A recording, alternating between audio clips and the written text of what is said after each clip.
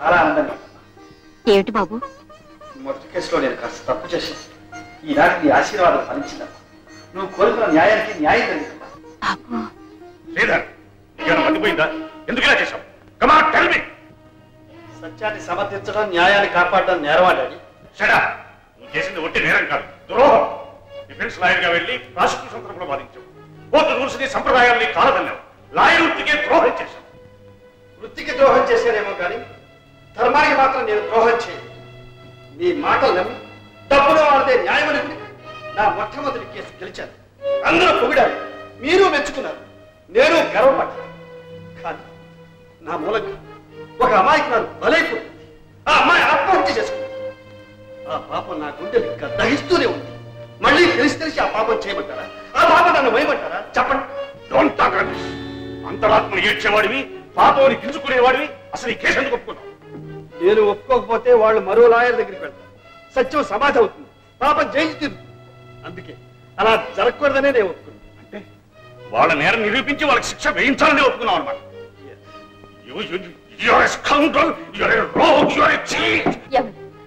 ఎందుకండి వాడిని అంతంత మాట్లాడతారు? డబ్బు కమ్ముడు పోలేదనా? మనసు చంపుని లక్షలు సంపాదించలేదనా? ఇంకా ఎందుకండి సంపాదన? మీరు సంపాదించాలదు.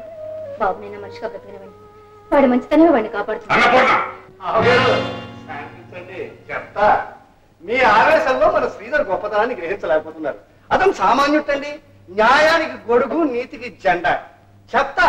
నాకేసి ఓడిపోయింది, ఓడిపోవాలి. మరి న్యాయం గెలవాలిగా. మరి బాబు, బుద్ధుడు పుట్టిన దేశంలో పుట్టినవాడిగా నువ్వు చేసిన పని మనసారా అభినందిస్తున్నాను. చెప్తా. ఇంతవరకు మీరు చెప్పింది చాలు, ఇక నేను చెప్పేది వినండి. చెప్తా. మీరిచ్చిన 2 లక్షలు గుమాస్తా దగ్గర ఉంది, తీసుకెళ్ళండి. ఇంకెప్పుడు అన్యాయాన్ని వెనకేసుకొచ్చి గడప తప్పకండి. వెళ్ళండి. బావగారు చెప్తా. అక్కయ్య చూసావమ్మా, ఆ 2 లక్షలు నాకు తిరిగి వాపసు ఇస్తాట. ఏ కేసుకు ఫీజు కాకపోతే పెళ్లి కట్టంగా ఉంచుకోవచ్చుగా. చెప్తా. లేకపోతే కవిత నేను ఎందుకు కన్నాను, ఎందుకు పెంచాను, కన్ని పిల్లగా ఇన్నాళ్ళు నేను ఎందుకు ఉంచాను? చెప్తా. నువ్వు వెళ్ళిపోయావా? ఇంకెవరికి చెప్తాను? చెప్తా. హాయ్ సుబ్బారావు, హాస్టల్ నుంచి మాట్లాడుతున్నాను. అవును, చిక్ చిక్. ఏయ్, నేను ఎలా ఉందంటావా? Wonderful, fantastic. నీ నాక్, నీ కిక్ ఇంకెవ్వరికీ రాదు. ఏం స్పీడు మొదలెట్టిన దగ్గర నుంచి చివరి దాకా ఒకటే మోత. ఓకే సరే, bye bye, cheerio. Oh hi daddy. ఎవడేవాడు? Football champion Subbarao daddy. My love, my life, my everything daddy. లరా, నీతో మాట్లాడాలి. పద. హాస్టల్ ఎందుకు వచ్చావు డాడీ? నా కర్మకాలి నీలాంటి కూతురు కన్నాను గనక. ఓట్లో నా కేసు ఎలాగూ క్షౌరమైంది. నాకు మిగిలిన ఆశలా నీ కేసే. చెప్తా. నాకేసే డాడీ. చూడు, ఫుట్బాల్ వాడిని, గూటీ బిళ్ళవాడిని, గోలికేల వాడిని ప్రేమించకమ్మా. 8 కోట్ల ఆస్తి, 4 బిల్డింగులు, 2 కొబ్బరి తోటలు, మామిడి తోట. మీ బావ శ్రీధర్ లేడు, వాడిని ప్రేమించమ్మా. చెప్తా. How can it be daddy? Already ప్రేమించేశానే. ప్రేమించిన వాడిని పక్కన పెట్టు. నేను ప్రేమించాలి అంటున్నవాడిని నువ్వు ప్రేమించు. Impossible daddy. కావాలంటే ప్రేమించినట్టు నటిస్తా. చిక్ చిక్. ఇది నాకు చాలు తల్లి. చూడు, ఈ చిక్ చిక్కులు, జిగ్జిగ్గులు, బుగ్గుబుగ్గులు మీ బావతో చెప్పి మీ బావ నిన్ను ప్రేమించేటట్టు చేసుకో. చెప్తా. చిక్ చిక్. అంటే ఏమిట్రా? ఆ గోళికాయలో ఎవడండి? చింత చెట్టు కింద ఉంటాడు. చెప్తా. పద.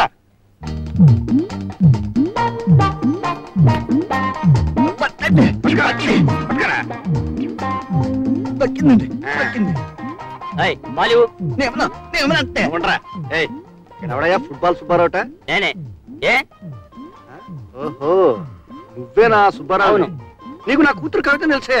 కవిత మై డార్లింగ్. డార్లింగ్ గిర్లింగ్ అన్నాడు, పళ్ళు రాలిపోతాయి. మర్యాదగా మాట్లాడు. ఓర్ మీరా, ఏమిటో నీకు ఇచ్చే మర్యాద? ఏ ముందు నా కూతురు కలిసిన, దాంతో మాట్లాడడానికి ప్రయత్నించిన, నిన్ను నీ బాల్ నీ గ్రౌండ్ లో కప్పెట్టేస్తా అని చెప్పడానికి వచ్చాను. జాగ్రత్తగా ఉండు. నువ్వు చెప్పరా? తప్పండి, మీరు తప్పండి.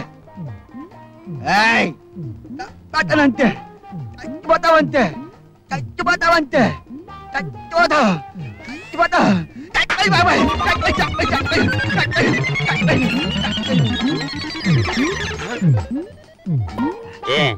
ఇక నీ సంగతి ఏమిటి? అబ్బే, నా సంగతే ఉంది, నా సంగతే లేదయ్యా. ఇదిగా నీలాంటి వాడి కోసం ఎన్నాళ్ళు ఎదురు చూస్తున్నానయ్యా. నా మనసు కనిపెట్టి మా అమ్మాయి సరైన మనిషిని ప్రేమించిందయ్యా. ఏం పాడి, ఇది ఊరికి టెస్ట్ అయ్యా. ఇది ఫుట్బాల్ స్వయంవరం. నీకు అరగంట టైం ఉందా? ఏం లేదు, నీతో విషయం మాట్లాడాలి. ఓకే పద. చిక్ చిక్ ఒంటరిగా ఏం చేస్తున్నావు బావా? బోర్ కొట్టదు? నాకేం బోర్ కొట్టదు. చిక్ చిక్ బావా సినిమాకి వెళ్దావా? నో. పోనీ ఫుట్బాల్ మ్యాచ్ కి? నో, నాకు ఆ తిరుగుళ్ళు అలవాట్లేవు. కానీ ఫస్ట్ గెట్ అప్. ఏమిటి బావా, నేను గెట్ ఇన్ అంటే నువ్వు గెట్ అవుట్ అంటావు. మధ్యలో మా నాన్న నన్ను చంపేస్తున్నాడు. ఎందుకు మీ నాన్న చంపడం? నిన్ను లవ్ చేయి అని ఒకటే ప్రాంప్టింగ్. చిక్ చిక్ ఫైనల్ గా అడుగుతున్నాను, ఏమిటి నీ నిర్ణయం? నా నిర్ణయం ఏదో నాకు ఉంది, కానీ నీ గురించి నాకే నిర్ణయం లేదు. Is it? బావా ప్లీజ్ ఈ మాట వచ్చి మా నాన్నతో చెప్పు. ఫుట్బాల్ మ్యాచ్ కి టైం అయింది, వెళ్ళాలి. ఆపు ఆపు. అక్కయ్య, ఆ గదిలో వాళ్ళిద్దరూ కిలకిలకిలకిలు ఆడుకోవడం నీ చెవులకు వినిపిస్తుందో లేదో నాకు తెలియదు, కానీ నా చెవుల్లో మాత్రం ఇలా గింగురు ఎత్తించేస్తోంది. చూడు, వాళ్ళిద్దరూ పెళ్లి విషయంలో ఈ పాటికి నిర్ణయానికి వచ్చేసి ఉంటారు. బయటకు వచ్చి నీకు ఆ నిర్ణయం చెప్తారు నువ్వు అనే. నేను ఇదివరకే అనేశాను, మన ఇద్దరం కలిసి బాగా నువ్వు అనిపించేద్దాం. చెప్తా. చిక్ చిక్ నానా బావేదో చెప్తున్నాడు, అది విని నువ్వు కాసి వెళ్ళిపో. ఏమిటి బాబు? కాదు, నువ్వే చెప్పు. మీరు నా మీద ఏవేవో ఆశలు పెట్టుకున్నట్టున్నారు. అవేవి నెరవేరవని, కవితను నేను పెళ్లి చేసుకోవడం జరగదని, కవిత చేత ఇలాంటి పిచ్చి పిచ్చి వేషాలు వేయించడం మంచిది కాదని ఇప్పటికైనా మీరు తెలుసుకోవడం మంచిది. వస్తా. థ్యాంక్ యూ బావా, థ్యాంక్ యూ. నానా ఫుట్బాల్ మ్యాచ్ కి టైం అయింది, నేను వెళ్తున్నాను. చిక్ చిక్.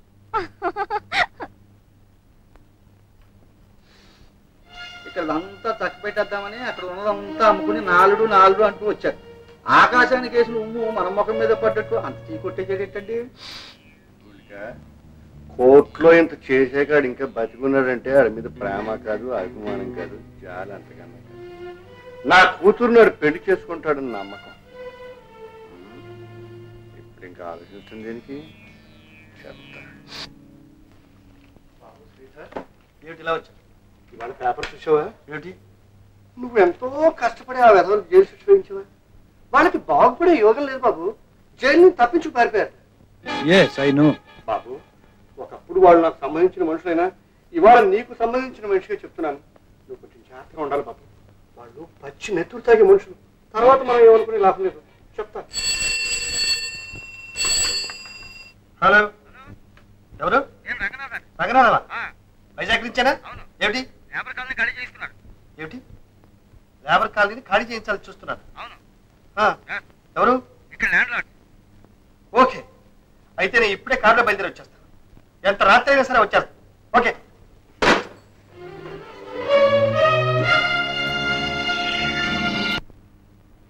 చిన్నబాబు, మీరు నాకు ఇంత చనివ్వడం, మీతో పాటు సమానంగా చూసుకోవడం నాన్నగారికి తెలిస్తే ఏం చేస్తారు? ఆహా, నన్నేదో చేస్తారని కాదు, మిమ్మల్ని ఏమైనా అంటారేమోనని. ఏ డబ్బు మనిషిగా చూడదా? అలా చూడనిస్తే ఈ తేడాలు ఎందుకుంటాయి బాబు? ఈ ప్రపంచం ఎప్పుడో స్వర్గం అయిపోయేది. అలాంటి రోజు రాదంటావా? వస్తుందనే ఆశతోనే ఎందరో ఎదురు చూస్తున్నారు. కానీ ధనం, అధికారం ఆ రోజున ముందుకు రాకుండా ఆపేస్తుంది బాబు. చిరంజీవి, మనం ఇప్పుడు ఎక్కడికి వెళ్తున్నాం? వైజాగ్ బాబు. నో. మరి? ఆ రోజు వైపు వెళ్తున్నాం. ఆ రోజు కోసం వెళ్తున్నాం. పేదలేని రోజు, మహారాజు లేని రోజు,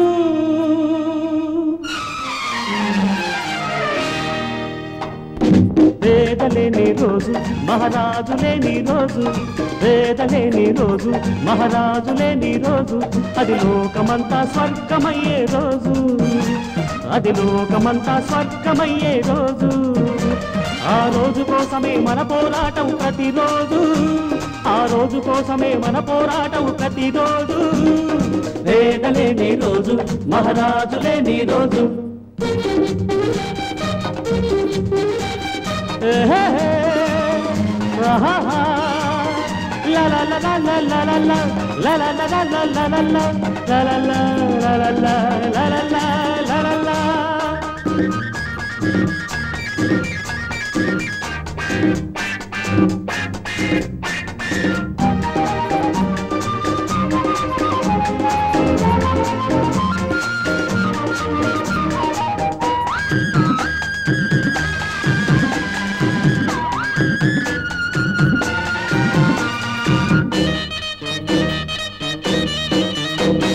మనుషులంతా సమానమన్న మతాన్ని తేవాలి,